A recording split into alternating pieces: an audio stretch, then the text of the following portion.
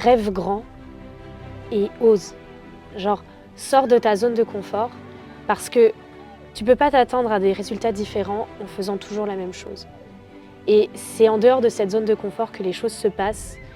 Et franchement, mais il y a une phrase qui dit « doute moins, ose plus, aime mieux ».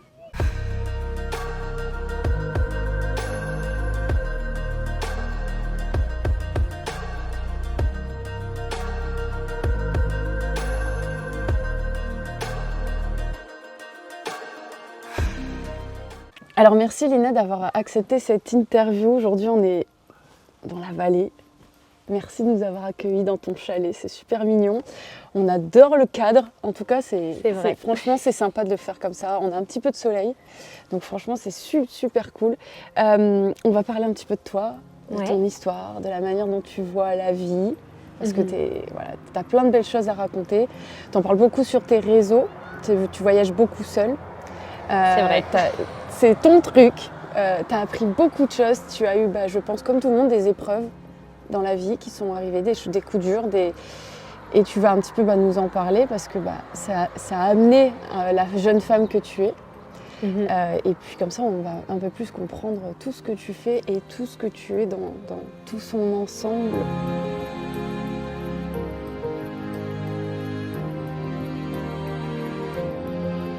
Déjà, merci à toi, Chloé, de m'accueillir sur ma vie positive et dans l'Odyssée des âmes. Je suis très heureuse d'en faire partie et très surprise que vous soyez venus quand même jusqu'à dans ce petit village pour me voir et faire cette interview. En effet, il s'est passé... j'ai beaucoup de choses à raconter parce que j'ai un podcast, donc c'est vrai que j'aime déjà parler.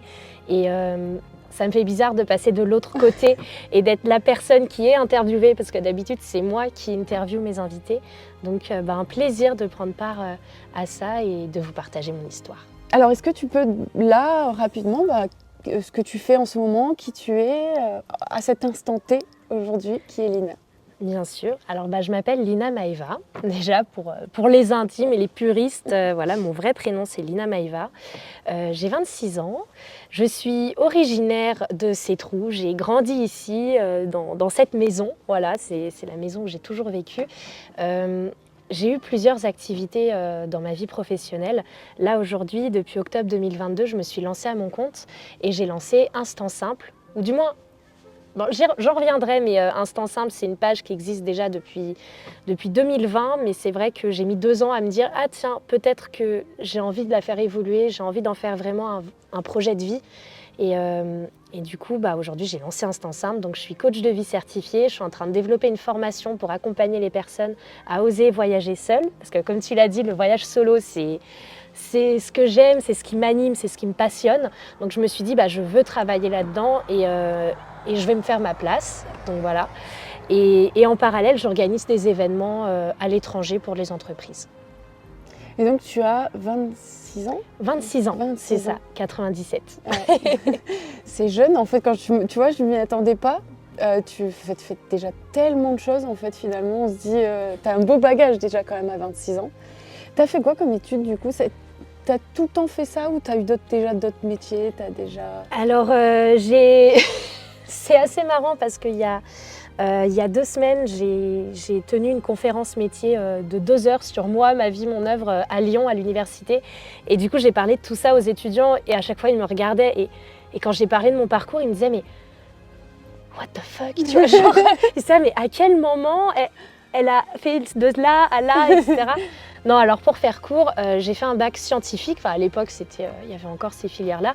J'ai fait un bac scientifique, j'étais passionnée par les neurosciences et je voulais travailler, je voulais faire des études en addictologie et dans les neurosciences pour étudier ce phénomène de l'addictologie. Et je pense un petit peu, là aujourd'hui, en y réfléchissant, parce que là, il y avait mon papa, il avait des problèmes de dépendance et je pense que j'avais un peu envie de le sauver. Et en fait, quand j'étais sur admission post-bac, là, ou Parcoursup, je ne sais pas comment on l'appelle, quand j'étais là-dessus, je me suis dit, ok, est-ce que vraiment tu penses que c'est une bonne idée de faire ça ? Est-ce que tu veux être dans les neurosciences et l'addictologie parce que ça te passionne vraiment ou parce que tu as envie de sauver ton père, tu vois ?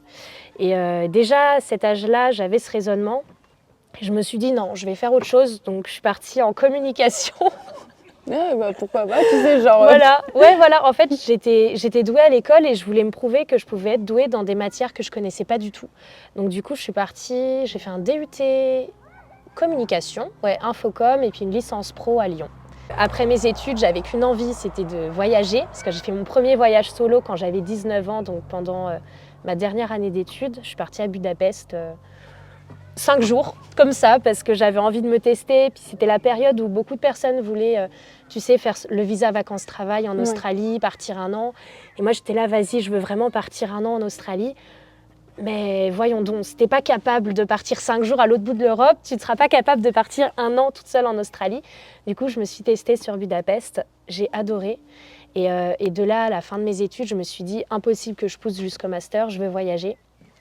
Et donc pour voyager, comment j'ai fait mon choix? Je me suis dit, pour voyager, il me faut de l'argent et il faut que je m'améliore en anglais. Et du coup, vu que mes parents vivent en station de ski, je me suis dit, let's go, commencer la vie de saisonnière. C'est vrai. Donc, j'ai postulé, j'avais aucun bagage en hôtellerie du coup. Et du coup, j'ai postulé en mettant amatrice de raclette, fan de rando. Je connais pas la réception, mais embauchez-moi parce que j'apprends vite, j'en veux et je suis motivée. Et du coup, un jour, ma future patronne, enfin la femme qui allait devenir ma future patronne, m'a dit moi aussi j'aime la raclette, venez on se rencontre. Et du coup elle m'a proposé ce poste à la réception d'un hôtel sur Morzine. C'était un hôtel bar après ski, donc j'ai vite repris tous les réseaux sociaux de l'hôtel et je me suis épanouie dans les saisons pendant 2 ans. Enfin j'ai fait 2 hivers, 2 étés. Après j'ai rencontré quelqu'un que j'ai quitté et je devais le rejoindre à La Réunion, mais finalement au moment de le rejoindre à La Réunion, ça l'a pas fait, il m'a dit de pas venir, donc du coup j'ai décidé de partir en Martinique pour m'installer. C'est pour ça que c'est un peu... Ah bah ouais, non mais c'est ultra riche, du coup c'est ça. Tu vis plein de choses, en fait t'as vécu plein de choses de manière hyper condensée, mais encore une fois parce que t'as osé en fait, tu vois. C'est ça. On cherche à faire un CV parfait et en fait finalement c'est en étant soi-même.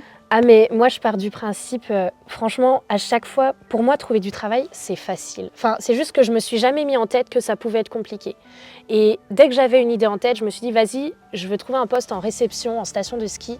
Et je vais juste envoyer un mail ou appeler ou me déplacer dans tous les hôtels des stations. Et puis un jour, je trouverai bien. Pour moi, c'était pas possible de ne pas trouver, tu vois. Ouais. Et c'est vrai qu'en racontant mon parcours, des fois, j'ai l'impression d'avoir vécu 1000 vies. J'ai eu ma vie de saisonnière et là, c'est marrant parce qu'aujourd'hui, je suis de retour ici et je côtoie encore mes amis saisonniers, mais je suis entrepreneuse. Donc du coup, j'ai plus du tout le même état d'esprit et c'est assez différent. Il y avait la Lina, j'étais à la caisse aussi d'un grand supermarché pendant un moment, donc il y avait la Lina caissière, la Lina réceptionniste, la Lina entrepreneuse. Et je côtoie les mêmes personnes, mais je suis vraiment différente, tu vois. Tu penses que ça d'avoir déjà ce bagage, c'est une force, c'est ça qui t'a changé, le fait de tester plusieurs branches comme ça, c'est ça qui t'a construit? Je pense que ce qui m'a construit, c'est que je me suis toujours dit, j'y vais, je suis débrouillarde, dans tous les cas, je vais retomber sur mes pattes. Enfin, vraiment, c'est vraiment ce que je me disais en tentant des nouvelles expériences. Par exemple, quand j'ai décidé d'aller m'installer en Martinique. Non mais pareil, cette décision était basée sur une carte d'oracle que je m'étais tirée. Tu vois, à chaque fois, je base mes décisions sur des faits un petit peu, voilà. Mais pour moi, je me suis dit, je vais partir en Martinique. Bon, j'achète qu'un billet à aller. Je poste sur Facebook que je recherche une colocation. Je trouve une coloc. Et puis en fait, quand tu crois vraiment en ton projet, tout s'articule.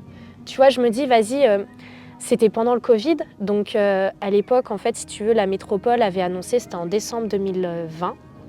Et donc, à l'époque, la métropole annonce que pendant les vacances de Noël, Nouvel An, ils rouvrent les frontières pour pouvoir partir en Martinique. Et qu'après, ils vont les refermer. C'était juste le temps que les personnes qui ont de la famille puissent aller voir leurs proches. Moi, je me suis dit, ils ouvrent, let's go, j'y vais à ce moment-là. S'ils referment derrière, c'est pas grave. C'est pas grave, j'y suis. Et du coup, je me suis retrouvée comme ça en Martinique. J'ai trouvé un petit job en after pendant une soirée. J'ai fini, j'étais chef de rang du carré VIP d'un des plus gros bars d'ambiance de Fort-de-France. Et je sais pas ce que j'ai fait pour en arriver là, mais c'est juste que tout s'est Ouais, tout s'est enchaîné, c'est marrant. Ouais, je pense que c'est ta vibration aussi, tu vois, ce que tu dégages. Tu parles pas mal de... Enfin, tu vois, tu as ce côté spirituel en toi qui, je pense, dans ce que tu dégages, tu attires la même chose. Donc en fait, comme tu vois pas d'obstacles, la vie t'en met pas, finalement. C'est ça. Enfin, elle te met des choses pour grandir, mais elle te met pas d'obstacles sur des prises de décision. Mais après, moi, enfin, l'histoire de l'oracle, moi, je te rejoins parce que, je veux dire, là, si je suis là en mois de février, c'est parce que j'ai tiré la carte février dans mon oracle. J'ai dit, quand est-ce que je dois faire ce road trip? Maintenant. Et la carte a sauté et c'est écrit février, et j'ai dit, ah ouais, c'est vraiment là dans un mois, quoi. Et je me suis dit. C'est ça. Et donc, si tu veux, moi, quand tu me dis ça, je te dis, bah ouais, logique. T'as vu écrit ça, t'as dit, je fonce. Ouais, exactement. J'étais pas bien dans ma vie. Et puis là, je me questionne, je tire un oracle. Et là, l'oracle, il dit, il est temps de faire vos bagages et de vous casser. Et moi, je me dis, ok, il m'en fallait pas plus. Je dis à ma mère, bon, bah, je pars vivre en Martinique. Mais je m'en souviendrai toujours, genre.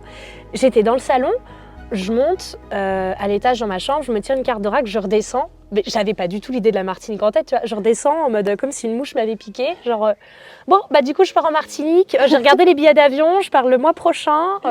Et ma mère, elle était là, mais combien de temps avec qui? Pourquoi? Quel travail? Mais le tremplin, enfin là où tu travailles, qu'est-ce qui se passe? Et moi, j'étais là, non, mais ça va aller. Enfin, il n'y aura pas de problème. Et je pars vraiment du principe que dans la vie, tous les faits, enfin, après, c'est ma façon de penser, mais tout ce qui se passe dans. Comment expliquer? En fait, je pars du principe que tout ce qui m'arrive dans la vie, donc les faits qui sont autour de moi, les faits ne sont que factuels et du fait, du coup, vu qu'ils sont factuels, ils sont neutres. C'est-à-dire qu'un fait n'est ni positif ni négatif.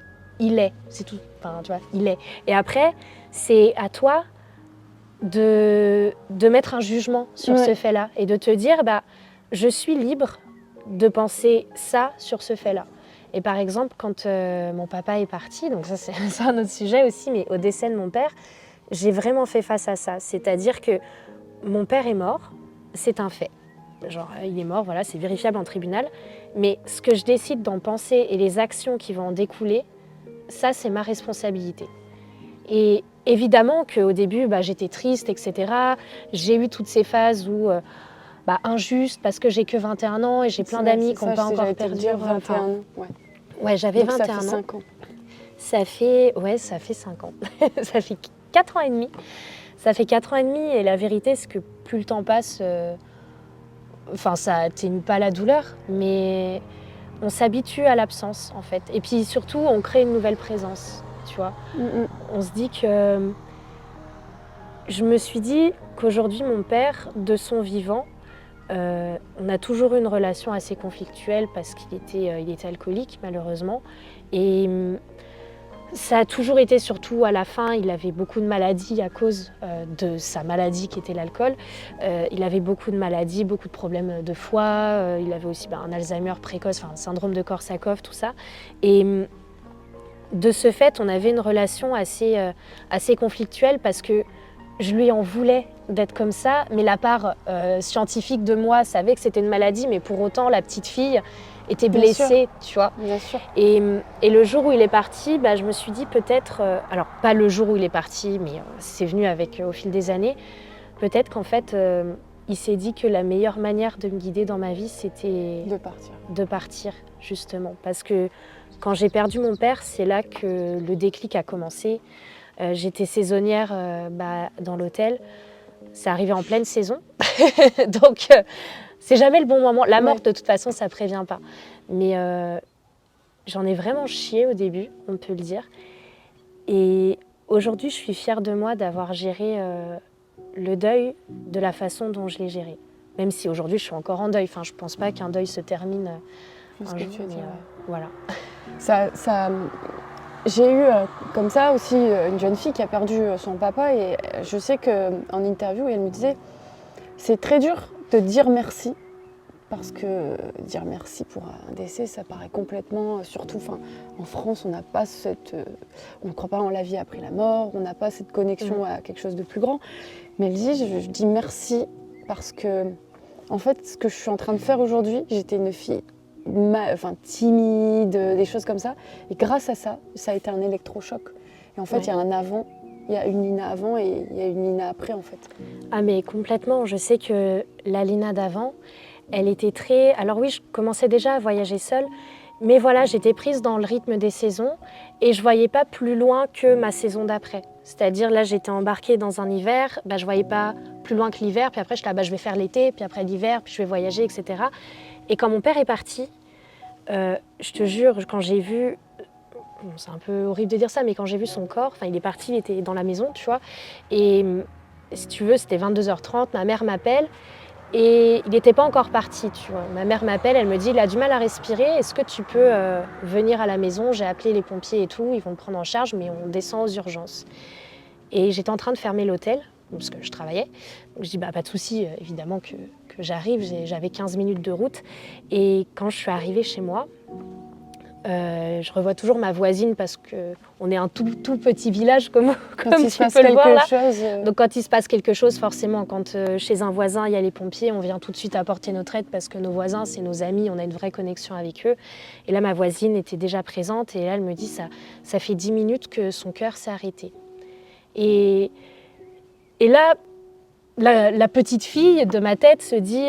donc j'ai le côté rationnel qui se dit 10 minutes, c'est énorme. Vaut mieux pas qu'il se réveille, tu vois. Je me dis, s'il se réveille, dans quelles conditions pour lui, comment il va s'en remettre et tout. Mais la petite fille, je me dis, 10 minutes, ça va. C'est que 10 minutes, c'est rien. Je veux dire, 10 minutes, c'est rien, tu vois. Et ils ont essayé de le réanimer pendant 1h30. Ah ouais, ils essayent aussi longtemps. Tu vois, je me posais toujours la question si... Non, pendant 1h30, ça a duré. Et là, pendant 1h30, je suis avec mon chat. Je ne sais pas s'il est par là, mais oui, il est là-bas. Je suis avec mon chat qui était très proche de mon père aussi, vraiment très proche, c'était son humain. Et j'étais avec mon chat et j'étais non, c'est pas possible, c'est pas possible. De toute façon, je lui ai pas dit au revoir, il peut pas partir. Je partais vraiment du principe que je lui ai pas dit au revoir. Du coup, il peut pas partir puisque je lui ai pas dit au revoir. Sauf qu'en fait, c'est pas comme ça que ça se passe. Genre la mort, elle prévient pas, il peut partir sans que tu lui aies dit au revoir. Tu vois. Et je m'en suis beaucoup voulu parce qu'après, ça a été la descente aux enfers. C'est-à-dire que moi, la dernière fois que j'ai parlé à mon père, on s'était disputé, je l'ai insulté, je suis partie énervée au travail. Et ça a été le dernier contact que j'ai eu avec lui. Donc j'ai mis un bon moment à me pardonner d'avoir été comme ça, parce que j'ai compris que j'étais comme ça avec lui parce que je l'aimais et que je lui en voulais de se mettre dans ces situations-là. Et en fait, le jour du coup, après les 1h30, quand le médecin vient nous annoncer le décès, je vais voir le corps de mon père dans son lit. Et là, tu vois, je suis baptisée, mes parents ils m'ont baptisée à 6 mois, genre autant dire que j'avais pas trop mon mot à dire sur ce choix-là, mais j'ai jamais vraiment cru en quelque chose, tu vois. La question de spiritualité, de développement personnel, de vie après la mort, etc., franchement, j'étais loin de tout ça. Moi, j'étais en saison, je faisais des soirées tout le temps, je buvais beaucoup, j'étais pas du tout dans ce monde-là. Et là, j'ai vu le corps de mon père et je me suis dit, je peux pas penser qu'il y a rien après. J'étais là, je sais pas en quoi j'ai envie de croire, mais je peux pas croire en rien. Il me faut un truc, en fait. C'est ça. Je me suis dit, il me faut un truc. Et bon, après, l'enterrement s'est fait. Il est parti un dimanche. Le mercredi, c'était l'enterrement. Le jeudi, ma patronne m'appelle pour savoir quand est-ce que je peux revenir travailler. Parce qu'évidemment, il n'y a plus qu'une réceptionniste qui fait une amplitude d'horaire de 6h30 à 22h30. Donc, il me fallait moi. Et donc, je dis, j'arrive demain. Du coup, je ne prends même pas une semaine en fait, de congé. Et j'arrive, on est en plein été, en plein rush. Et là, je découvre ce que c'est d'être forte, tu vois. Parce que je me retrouve à faire des semaines de 60 heures avec 1 jour de congé par semaine. Et je suis réceptionniste, donc je dois avoir le sourire. J'accueille les gens qui arrivent en vacances. Et moi, dans ma tête, je suis dévastée, quoi. Je suis dévastée. Et en fait, j'en ai longtemps voulu à ma patronne parce que, tu vois, j'ai pas pu faire mon deuil directement. C'est-à-dire que il est parti le 4 août. Du 8 août, quand j'ai repris le travail, en gros du 8 août au 8 septembre, j'étais à 60 heures par semaine, 1 jour de congé quand c'était possible, et je faisais des journées tellement énormes. Et en fait, pendant 1 mois, j'étais sur les rotules, tu vois. Et je me souviendrai toujours de cette fois où c'était le jour où je suis revenue. justement au tremplin, et il y avait tous mes collègues. Et mes collègues, ils savaient très bien ce qui s'était passé, mais ils étaient un petit peu, ils marchaient sur des œufs, quoi. Ils savaient pas quoi te dire. Puis je les comprends dans cette situation. Tu sais pas ce que la personne a besoin. Aller, machin. Ouais. En fait, il y a rien à dire. Faut C'est juste ça. laisser la personne. Exactement. Dans ce cas-là, tu sais pas quoi dire. Et du coup, j'arrive et je fais les petits déj de l'hôtel. Et en fait, je débarrasse un plateau. Et là, je vois une famille arriver et c'est un père et ses 2 fils, tu vois. Et genre, moi, j'ai une vague d'émotion. Enfin, parce que je vois un père avec des enfants, donc tout de suite, j'ai une vague d'émotion. Donc, je rentre dans la petite desserte, là où on enlevait les plateaux, etc. Et je me souviens de mettre la tête dans la poubelle. Tu sais, on avait des grosses poubelles de service, là, tu vois. Je me souviens de mettre la tête dans la poubelle et de pleurer la tête dans la poubelle, tu vois. Parce que je me dis... Et là, je me dis, mais je vais pas y arriver.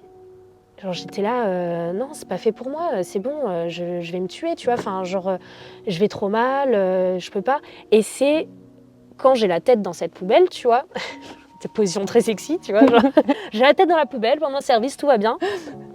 Et c'est là que j'ai ce déclic. Et je sais pas si c'est peut-être mon père, mais j'ai une petite voix qui me dit, si, ça va aller, tu vas le faire. Et là, je me souviens de m'être dit, j'ai 2 solutions. Et encore une fois, c'est ce chemin de pensée, justement, le fait, ton père meurt, là, tu as 2 solutions. Soit tu décides de tu meurs avec. Ouais, soit tu meurs avec et tu laisses une partie de toi et ta vie, c'est une dépression et t'enchaînes dépression sur dépression. Soit t'en fais une force, puis t'en fais quelque chose de plus grand que toi, puis quelque chose de beau, puis quelque chose pour lui rendre hommage, tu vois. Et j'ai choisi cette option-là. Et depuis que j'ai sorti la tête de cette poubelle, justement, c'est imagé, mais c'est clairement ce qui s'est passé. Depuis que j'ai sorti la tête de cette poubelle, je me suis dit, ouais, ça va aller. Ok, je vais en chier. C'est une étape. Ouais, c'est une étape et je sais que des belles choses m'attendent. Du coup, depuis ce moment-là, j'ai toujours essayé d'aller de l'avant. Et du coup, la spiritualité, elle s'est déclenchée finalement un petit Ouais. peu à ce moment-là. C'est que tu as commencé à ouvrir des portes et... C'est ça. Au début, je suis allée... je parlais beaucoup avec quelqu'un qui vivait sur Genève et il m'a dit, écoute, moi je vais souvent dans un temple bouddhiste à Genève. Si tu veux, viens et je te présente les moines et tu pourras échanger avec eux. Et c'est vrai que le bouddhisme, je m'y étais jamais intéressée. Et donc je suis allée à Genève, j'ai rencontré ces moines. Ils n'ont pas du tout essayé de me convertir ou quoi. Ils m'ont juste dit, moi je leur ai juste posé la question, pour vous dans votre religion, qu'est-ce qu'il y a après la mort? Et ils m'ont expliqué.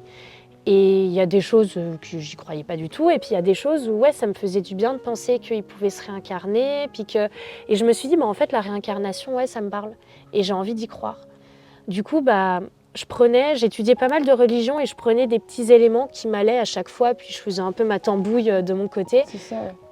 Et je me disais, pour moi, le but d'une religion, c'est juste de... De donner de la force, Ouais. et de l'amour, et de... C'est ça. C'est juste de te donner de la force, de l'amour et puis de te dire, surtout de te faire du bien à toi. C'est ça. Tu vois, c'est pas te mettre des barrières ou quoi, mais c'est plus te dire, moi, si je veux penser que mon père est un buisson, je pense que mon père est un buisson. Tu vois, bien sûr, tant que ça te fait du bien de le penser. Et que ça fait pas de mal aux autres, en fait, ouais, finalement.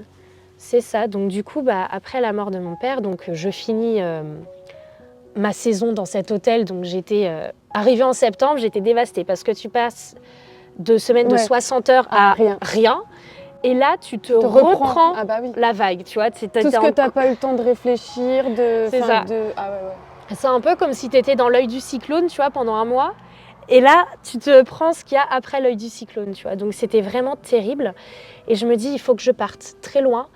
Et j'avais déjà voyagé seule, donc je savais que je voulais voyager seule. Et là, il faut que je parte très très loin. Et je décide de partir au Japon. Donc je pars 1 mois et 10 jours. Toujours sur un coup de tête, évidemment. C'est toujours la carte de l'oracle ou... Ouais, ça. Alors là, non, c'est le chef de cuisine où je travaille, qui s'appelle John, qui est un très bon ami à moi, me dit, si tu veux, au Japon, moi, j'y serai un petit moment. Donc, en plus, je peux t'accueillir les 5 premiers jours pour te montrer un peu, parce que la culture japonaise, c'est quelque chose. Donc, il faut connaître les mœurs, les coutumes, etc. Il y a des choses qui se font et d'autres qui ne se font pas. Donc moi je me dis ça me rassure parce qu'en mode vas-y, je vais au Japon pendant 1 mois et demi et les 5 premiers jours je sais que je suis avec un ami, quelqu'un que je connais qui va me donner tous les petits tuyaux à savoir, donc je pars là-bas. Et au Japon, je pars faire ce voyage et j'appelle ce voyage mon voyage de reconstruction, tu vois, ou de construction. Aujourd'hui, c'est peut-être plus un voyage de construction, tu vois. Et du coup, pendant 1 mois et demi, je commence mon deuil et surtout, je me découvre. Enfin, c'est trop bizarre, genre je ressens pas du tout de tristesse. J'ai une photo de mon père avec moi, donc que je prends dès que je vois un monument ou quoi, j'ai la photo de mon père, je prends la photo de la photo, enfin... Et je fais mon deuil, je fais un pèlerinage, je vais voir des moines, je vais dans des sanctuaires aussi, dans des temples. Je fais beaucoup de choses pour me faire du bien et je me reconstruis grâce à ça. Et c'est là qu'a démarré vraiment l'idée du voyage solo? Ou J'avais déjà cette envie. Mais en fait, le Japon m'a vraiment ouvert sur la spiritualité en même temps que le voyage. C'est-à-dire, ça m'a vraiment montré que j'étais capable, puis que j'étais forte, puis que c'était possible de voyager seule quand t'es une fille, et tatati et tatata, tu vois. Puis, bon, surtout le Japon, c'est pas vraiment dangereux. Enfin, pour le coup, j'ai pas été dans le pays le plus...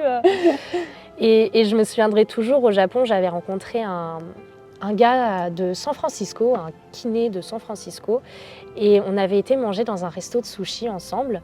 Et on avait parlé de la vie, de la mort, de notre vision du monde. Enfin, c'était vachement de développement personnel. Et il m'a dit cette phrase, et c'est un peu grâce à lui aujourd'hui que Instant Simple est né. Il m'a dit, purée Lina, ça fait trop du bien de t'entendre. Enfin, j'adore échanger avec toi. Promets-moi, là on était en 2019, donc en décembre 2019, il me dit, promets-moi en 2020, tu lances ton podcast. Et du coup, je lui ai promis. Je lui ai dit, ok, tu sais quoi, en 2020, je lance mon podcast développement personnel, et puis on verra. Et au final, je n'ai pas lancé un podcast, mais j'ai lancé Instant Simple. Donc une page Insta où au début, je partageais que des bonnes énergies, un peu comme tu fais, quoi. Ouais, c'est pour ça que, tu vois, ça matchait bien. Donc j'ai lancé Instant Simple comme ça et de là, c'est né. Et on se dit souvent, il y a plein de clichés sur le voyage solo. Ouais. C'est surtout quand on est une femme, attention ci, attention là et tout. Qu'est-ce que ça t'apporte, toi, de voyager seule ? Seule en tant que personne, mais peut-être seule aussi en tant que femme. Ça t'a apporté quoi d'être... Alors ça m'a apporté, la liste est longue. La liste est longue. Le voyage seul, pour moi, c'est vraiment une découverte de soi. Mais c'est-à-dire que tu te découvres sous tous tes aspects. Tu découvres toi face à l'inconnu. Mais l'inconnu, ça peut être une personne, ça peut être un lieu, ça peut être une situation, ça peut être de la bouffe, ça peut être des couleurs, enfin, ça peut être des expériences, ça peut être beaucoup de choses. Et en fait, tu apprends à te connaître toi-même face à des situations qui sont inédites. Et en fait, tu apprends à réfléchir avec ton instinct, avec tes tripes, avec ton ventre, avec ton intuition, on appelle ça comme on veut. Mais en fait, quand tu voyages seul, tu te retrouves tellement dans des situations où ton cerveau, il n'a pas de background sur ça, tu vois. Il n'a pas de choses qui se sont déjà passées. Et du coup, il ne sait pas trop comment réagir. Et donc, en fait, le voyage seul, ça t'apporte ce... vivre dans l'instant présent. C'est ça, en fait. Tu vis dans l'instant, puis tu écoutes ton feeling, tu dis, tiens, est-ce que j'ai envie de faire ça ? Ou est-ce que vraiment j'ai envie de faire ça ? Et si la réponse est oui, t'y vas. Moi, je me transforme souvent en Yasmine pendant mes voyages solo.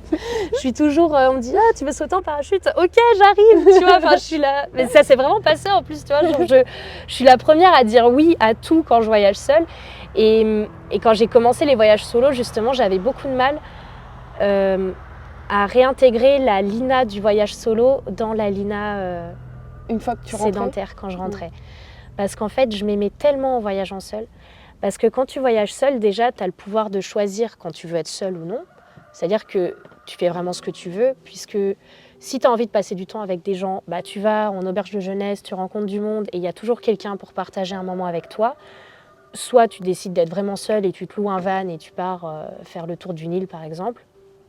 Et du coup, c'est vrai que quand tu rencontres des gens, en tout cas, je me rendais compte, aujourd'hui, j'arrive de plus en plus à l'intégrer dans la Lina du quotidien, mais quand je rencontrais des gens en voyage solo, t'es tellement toi, parce que t'as aucun masque. Tu sais, je veux dire, t'es pas dans le paraître, t'es juste dans le être quelqu'un, puisqu'en fait, tu dois rien à personne, tu vois. Enfin, les personnes... Ton passé, en plus, tu te détaches de plein de choses, en fait. Les gens connaissent rien, et ils prennent que toi à cet instant T, en fait. Exactement. Et puis même, c'est tellement plus facile de nouer des liens parce que t'attends rien des gens, tu vois. Enfin, tu sais que les gens, tu vas les côtoyer 2 jours et après tu les reverras peut-être jamais.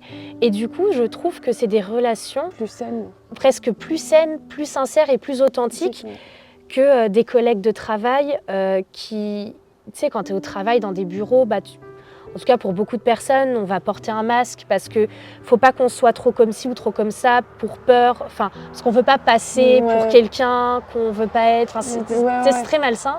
Et en fait, quand tu es seule, tu es juste toi, tu vois, la version la plus authentique de toi. Et c'est cette version-là aujourd'hui que j'essaye de mettre, en tout cas, dans mon entreprise et dans ma vie au quotidien. Je trouve que ça se ressent beaucoup sur ton Instagram, en tout cas.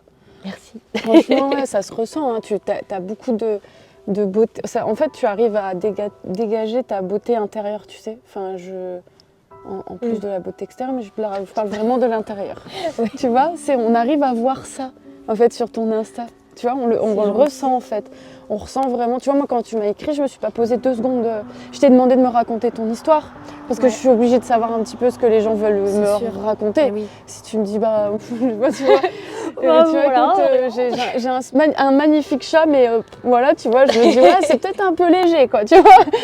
Mais, c'est vrai. Donc, mais en fait, pour moi, c'était déjà un oui, tu vois, parce que tout de suite, on ressent ça, on ressent ton authenticité, donc je pense que tu y arrives plus que ce que tu le penses, en fait. Tu le dégages plus que ce que tu le penses.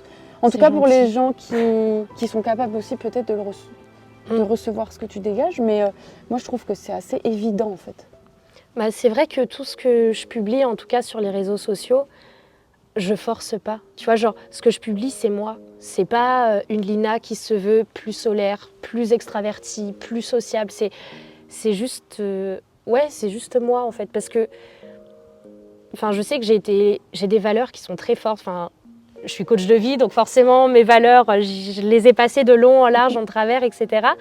Et je connais mes valeurs et ma première valeur, c'est l'honnêteté et la sincérité, tu vois.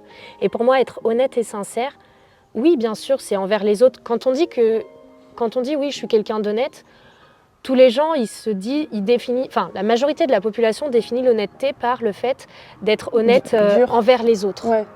C'est-à-dire, c'est toujours, tu es honnête envers les autres, tu dis la vérité. Mais pour moi, l'honnêteté, bien sûr, c'est être honnête envers les autres, mais c'est aussi et surtout envers soi. Tu vois, c'est genre ne pas se mentir à soi-même. Aujourd'hui, combien de personnes se mentent à elles-mêmes tous les jours en allant dans des travails qui ne leur plaisent pas, qui n'arrivent pas à se l'avouer, qui ont envie d'autre chose, mais qui n'osent pas et qui se complaisent dans des situations. Et moi, je peux pas. Je sais que le jour où, quand j'étais chef de rang du carré VIP en Martinique, là, j'étais dans le monde de la nuit. C'était pas moi. Genre vraiment, j'étais à côté de mes pompes et je le sentais. Et t'avais besoin de passer par là. Ouais, j'avais besoin de passer par là, mais vraiment, c'était viscéral. C'est-à-dire, je sentais que c'était pas fait pour moi. Le milieu de la nuit, c'est tout. Tu vois, c'est d'ailleurs ce côté ombre-lumière. Enfin, tu vois, le milieu de la nuit, pour moi, c'est vraiment le milieu un peu du paraître, justement, tu vois. C'est ça. J'étais très dans le paraître parce que forcément, en plus, j'étais au carré VIP. Pourquoi ? Parce que mon patron m'a mis là-bas parce que j'étais une fille. Voilà, déjà rien que ça, ça suffit à dire beaucoup de choses. Oui. J'étais une fille et je ne buvais pas pendant le service. C'est les 2 raisons qui ont fait qu'il m'a mis au carré VIP parce que du coup, j'avais de la discussion et je pouvais vendre plus de bouteilles que d'autres. Et en fait, c'était pas moi. Enfin, servir de l'alcool aux gens toute la soirée, bon, grâce à moi, ils passaient un bon moment. Mais j'étais tellement à côté de mes pompes parce que je me mentais à moi-même. J'étais pas honnête, mais j'étais pas honnête envers moi. Tu vois, j'étais pas... Puis par rapport à l'histoire avec ton papa, finalement, en fait, oui, aussi. C'est vachement... tu vois ce que je veux dire ? Je sais pas se dire si c'est opposé, mais ça semble presque étrange, tu vois ? Oui. Quand ton papa a ces problèmes-là, à ce moment-là, il était pas encore parti ou Si, il était parti. Tu dis, voilà, et moi, je suis en train de faire consommer les gens, tu vois. Ouais. Je pense qu'il y a ça aussi que tu te sentais peut-être pas... Ouais, il y a ça, et puis il y a les... Je vais pas rentrer dans les détails, mais le monde de la nuit, c'est beaucoup d'excès. Enfin, c'est les autres qui sont dans l'excès. Moi, je sais que j'ai jamais rien touché, tu vois, mais quand tous les soirs, on te propose des choses... je vois bien. Toutes sortes de choses, tu vois. Je sais que là, pour le coup, le fait de travailler là-dedans, parce que je tire toujours une leçon quand je vais à des endroits, je sais qu'en tant que femme, ça m'a beaucoup affirmée. Parce qu'au début, en arrivant en Martinique, j'ai toujours été cette fille assez timide qui a peur de froisser les autres, donc qui a peur de dire non.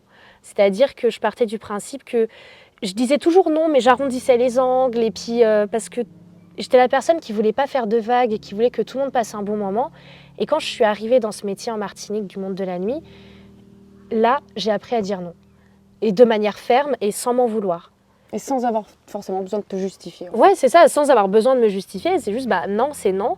Et je sais que ça m'a énormément affirmée, en tout cas en tant que femme, voilà, de juste savoir dire non. Bah ouais, non, mais c'est pas évident. Hein. C'est pas évident. Hein. Moi, je suis d'accord que on a toujours l'impression qu'avec le non, faut justifier quelque chose. Oui, c'est ça. Tu vois. C'est ça. Bah pourquoi Ou sinon, on va dire pourquoi. Donc du coup, t'as l'impression que t'es obligé d'expliquer, tu vois, quand tu fais un choix.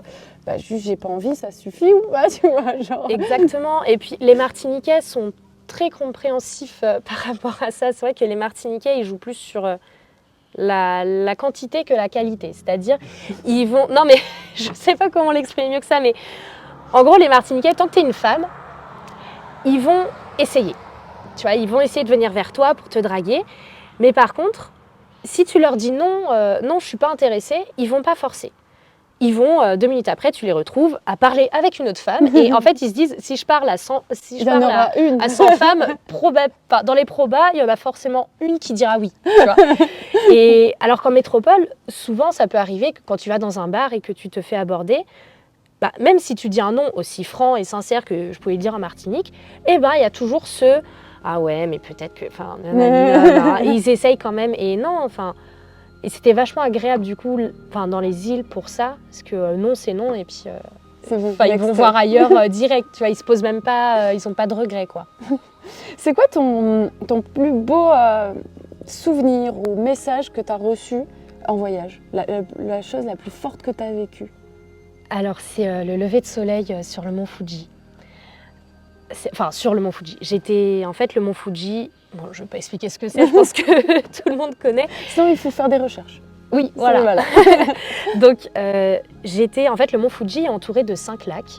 Et j'étais à Kawaguchiko, donc c'était un lac à côté du mont Fuji.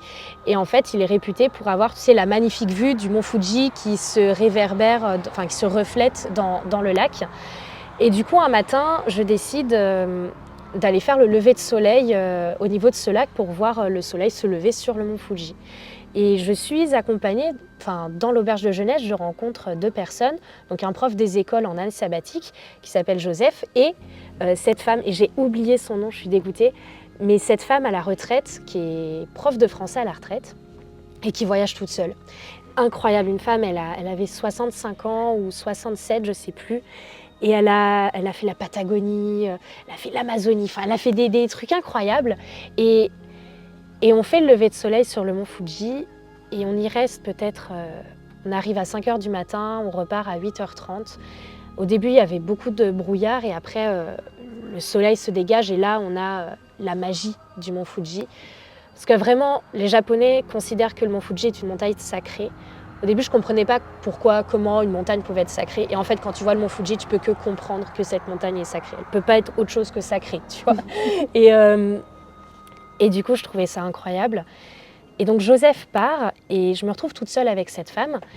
Et tu vois, on contemple le mont Fuji, mais on ne dit rien entre nous. C'est juste, on est vraiment en pleine contemplation.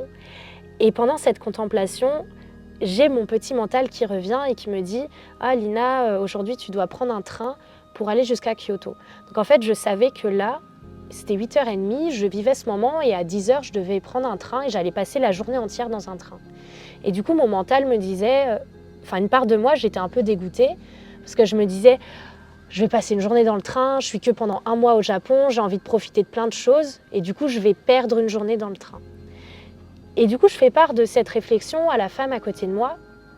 Et là, elle me dit cette chose. Voilà, tout ça pour en arriver là. Mais moi, j'aime bien le déroulé. Et là, elle me dit, tu sais, Lina, si aujourd'hui, tu as vécu ne serait-ce qu'un moment de ta journée où tu étais pleinement présente et où tu sais que tu vas t'en souvenir jusqu'à la fin de ta vie, alors tu as gagné ta journée. Et là, j'ai bugué, tu vois, je l'ai regardée et je me suis dit, mais cette femme a tout compris. J'étais là, oui, bien sûr, quand j'ai vu le mont Fuji, après, je passais la journée dans le train. Mais la vie, c'est pas ça. Moi, je sais que ce jour où j'ai eu la chance de vivre un lever de soleil sur le mont Fuji, mais le souvenir, il restera gravé dans mon esprit pendant jusqu'à ma mort, je pense, tu vois. Et c'est vrai que je me dis, en soi, j'ai complètement gagné cette journée. Bah ouais. Et du coup, tous les jours... T'as réussi à la graver de quelque chose d'exceptionnel, quoi. Et tous les jours, des fois, j'essaye de me dire et de prendre du recul sur quelle journée j'ai vraiment gravé. Tu vois, dans ma vie, est-ce qu'il y a beaucoup de moments, beaucoup de journées où je m'en souviendrai jusqu'à la fin de ma vie parce que j'ai fait quelque chose qui m'a vraiment marquée. Voilà. Ouais. Non, mais c'est vrai, je vais y penser, tu vois. Je trouve ça hyper beau et touchant parce que il y a des fois, ça m'arrive d'avoir des journées où je me dis, celle-là, si elle était si elle n'avait pas existé, franchement, c'est vrai. Et c'est dommage.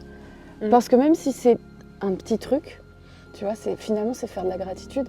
Même si c'est 5 minutes, un café devant, sur ta terrasse ou avec ton chat ou j'en sais rien, tu vois. Ça peut suffire, tu vois, à dire, ok, aujourd'hui, c'était pas la journée, mais il y avait ce petit moment quand même, tu vois, de 5-10 minutes qui était beau, quoi. C'est vrai. Et je trouve que donner du sens, c'est essentiel, justement, parce que... c'est vrai que là, quand je dis... tous les jours, on ne vit pas quelque chose d'aussi fort qu'un lever de soleil sur le mont Fuji.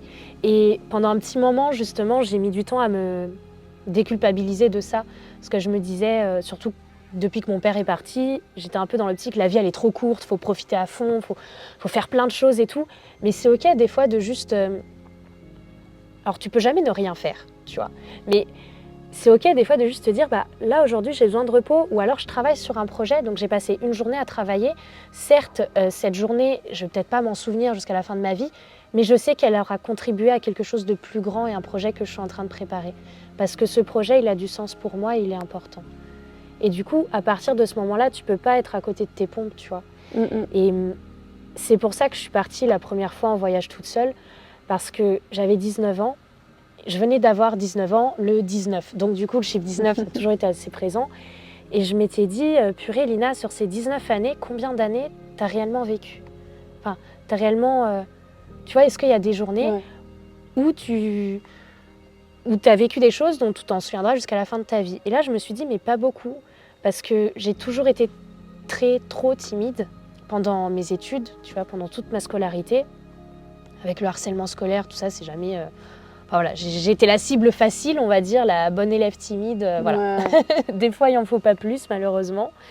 Et c'est vrai que je m'étais dit, mais en fait, j'ai jamais affirmé une personnalité, j'ai jamais créé de vague. Et en fait, j'ai eu l'impression de jamais vivre... tu sais, que mon électrocardiogramme, il était plat. Qu'il n'y avait pas un moment qui ressortait plus qu'un autre. Et du coup, j'ai pris peur à 19 ans où je me suis dit, mais... Faut que je fasse des choses parce que là, ça fait 19 années que c'est plat, tu vois. Il faut qu'il se passe des petites surprises, des petits... C'est ça. Ouais, je vois carrément. Ça nous fait vivre. Aussi bien les hauts que les bas. Ça fait partie du truc parce que du coup, c'est ça. Dans cette recherche, dans le fait de se lancer des défis, il y a forcément des moments hauts, mais il y a forcément du coup des moments bas. Parce que ça fait partie, je pense, du processus. Tu cherches quelque chose de plus grand dans ta vie, ça passe aussi par des messages qui sont pour grandir. Parce que quand on a un but qui devient plus grand, pour nous ou pour les autres, je pense qu'on traverse des questions intérieures du coup aussi qui sont plus difficiles. Donc il faut accepter d'avoir ça un petit peu quand même, tu vois. J'avais rencontré, ça me fait penser, cet été, j'ai rencontré... Thibaut, un gars en van, justement c'est marrant, un peu pareil, il faisait un mini road trip en van en France et il avait fait un réel justement sur Instagram en mode je fais un road trip en van, qui veut venir passer 24 heures avec moi dans mon van. Et du coup j'ai postulé, je peux pas dire postulé, mais en gros je lui ai envoyé un message, je lui ai dit écoute, moi viens, let's go. Et du coup on a été à Annecy, on a passé 24 heures dans son van ensemble, on a fait du parapente, on a fait une rando et on a eu pareil, beaucoup de discussions sur le développement personnel et tout. Et on parlait de notre vision du bonheur. Et moi, j'adore cette question parce que chacun en a une et tout. Et justement, je trouve qu'elle rejoint beaucoup ce que tu dis. Thibaut m'a dit en gros, tu vois, pour moi, être heureux, le bonheur, c'est être capable de me lever tous les matins et de ressentir toutes les émotions qui vont me traverser dans la journée. Pour moi, c'est ça le bonheur. En gros, pour moi, aujourd'hui, je partage clairement son avis, tu vois. Pour moi, le bonheur, c'est être capable de me lever tous les matins et d'accepter et de ressentir de la tristesse, de la colère, de la joie, de la gratitude. Le bonheur, c'est pas être heureux tout le temps. C'est pas être constamment dans la joie, parce que quand tu es constamment dans la joie, tu profites pas. Mais le bonheur, c'est ça, c'est de surfer sur toutes ces vagues et de pas couler, de juste enjoy la vague, tu vois. Ouais, c'est ça. Bon, ça monte, c'est cool, ça descend. Dommage, mais t'es vivant. Parce que t'es vivant, c'est ça. C'est pas l'électrocardiogramme, il est pas plat. Et forcément, un électrocardiogramme, des fois, il est en bas, tu vois. Puis des fois, il remonte, puis des fois, il stagne. Et en fait, c'est ça. Pour moi, donner du sens à sa vie et être heureux, c'est ressentir toutes ces émotions. Et justement, les personnes qui se coupent de leurs émotions, j'en suis quelques-unes lors de mes accompagnements en coaching. Et c'est vrai que c'est difficile pour elles, parce qu'ils se disent « Ouais, mais moi, mon but, c'est d'avoir confiance en moi ». Et pour eux, la confiance en soi, ça passe par le fait de s'accepter et du coup d'être tout le temps heureux avec sa propre personne. Sauf que la vie, c'est pas ça. La vie, c'est aussi accepter des galères, accepter... oui, je voyage seule et il y a des moments où je me sens seule et que ça me fait du mal. Tu vois, je suis pas toujours heureuse. Je suis pas toujours heureuse en étant toute seule. Non, mais heureusement, parce que c'est comme tu dis, même être tout le temps heureux, c'est plat. Tu vois, t'as pas d'embûches, Puis les embûches nous font grandir, en fait. Et quand tu as compris que c'était aussi une chance d'avoir des couacs dans ta vie, les moments où ça coince, tu as compris que ça allait à chaque fois te rebooster ou te faire encore comprendre quelque chose de nouveau sur toi et à chaque fois, devenir une meilleure version de toi-même, finalement, en fait, constamment. C'est ça. On apprend aussi, on n'apprend pas quand tout est bien. C'est dans les moments durs que tu prends des grosses décisions, en fait, que tu changes de direction, Donc, heureusement que ces moments sont là pour en être là où tu es aujourd'hui. Sans tous ces obstacles, est-ce que tu serais cette fille? Est-ce que tu aurais voyagé seule? Est-ce que tu vois? Ah, mais clairement pas. Je sais pas. Avec des si, on refait le monde, comme dirait ma grand-mère. Mais t'as envie de dire, voilà, peut-être pas. Ouais, peut-être pas. Et le chemin aurait été juste aussi. J'adore un film qui s'appelle Mr. Nobody. Je sais pas si tu connais, avec Jared Leto. Un très bon film, et à un moment il dit cette phrase, il dit tout aurait pu être tout autre chose et aurait eu tout autant de sens. Et en soi c'est vrai, tu vois, la vie c'est des décisions. C'est ça. Et tous les jours tu prends des décisions, et en fait peu importe le choix que tu fais, il y a un chemin qui est là. Ouais, tout chemin est bon à prendre, tu vois, tout chemin reste logique, et c'est pour ça que je pars du principe que j'ai jamais connu d'échec. Et c'est pas me jeter des fleurs que de dire ça. Non, j'ai jamais connu d'échec, parce que les échecs, c'est des leçons, blablabli, blablabla. Mais au-delà de cette phrase un peu bateau, qui est très vraie, je trouve, pour moi, c'est pas un échec, parce qu'à chaque fois, tu apprends quelque chose. Puis ça te permet de rebondir. Donc, en quoi ça veut dire que c'est un échec, justement? On en a mis quelque chose de négatif dessus, alors que... C'est ça. Non. Et encore une fois, c'est une façon de penser. C'est-à-dire que quand je suis allée vivre à Carcassonne avec... donc j'étais en Martinique et puis j'ai rencontré quelqu'un et du coup je suis allée vivre à Carcassonne parce que lui il m'a pas dit comme l'autre, donc il m'a accepté à Carcassonne. Et du coup là-bas j'ai signé un CDI, et pareil, schéma de pensée, pour moi un CDI, première pensée qui me vient, ça me fait peur, parce que j'ai eu l'impression littéralement d'entrer dans une cage, de fermer la clé et de jeter la clé en dehors de la cage, et puis tu sais, la clé elle était loin là-bas. Et la manière d'en sortir, c'était de demander à quelqu'un, donc mon patron, de dire « Tu peux ramasser la clé là et venir m'ouvrir, s'il te plaît ?» Enfin, voilà, c'est vraiment le ressenti que j'ai eu quand j'ai signé mon CDI. Alors que... Et pour moi, c'était franchement, presque un échec. Enfin, je te jure, je le vivais très mal, alors que pour beaucoup de personnes, ça peut être une grande réussite. Il y en a beaucoup qui mettent je viens de signer mon CDI et tout. Mais moi, je suis la team Lina, tu vois. Moi, ça m'angoisse. Le mot m'angoisse. Mais ouais, le contrat a duré indéterminé, tu vois, c'est genre, c'est un mariage le truc, tu vois. C'est ça, genre, est-ce que tu vas pouvoir t'en sortir à un moment donné, tu vois? C'est ça, genre la configuration est incertaine, et le jour où j'ai signé ma rupture conventionnelle, Mais pour moi, c'était C'était ma la plus fête. grande victoire, tu vois. Alors que pour la majorité des gens, ça aurait pu être un C'était échec. là l'échec, c'était l'inverse. C'est ça. Donc, encore une fois, les faits ne sont que factuels, tu vois. Un fait, c'est neutre. Signer une rupture conventionnelle, c'est ni bien, c'est Ça ni bon ni dépend ce mauvais. que ça représente pour toi. C'est ça dépend ce que t'en fais après et ce que t'en penses. Pour moi, c'était la fête, mais peut-être que pour une autre collègue, c'était La fin du monde. c'était la fin du monde, tu vois. Non, non, mais c'est clair. Et du coup, je voulais finir sur cette petite note. Il y a tellement de choses à dire. Mais bon, c'est pas grave, on parlera ce soir. Oui. Dans la pirate. C'est ça. Mais si, alors tu as dit tellement de choses que je me suis dit, est-ce que je lui pose la question? Parce qu'elle a déjà dit tellement de trucs dans cette idée. Mais en gros, si tu devais rajouter, je sais pas, si tu voulais laisser quelque chose dans ce monde, une trace quelque part, si tu voulais donner un conseil et tout, ça serait lequel que tu donnerais? Ce serait d'oser déjà. Enfin, vraiment pour moi, ce que je dirais, c'est rêve grand et ose.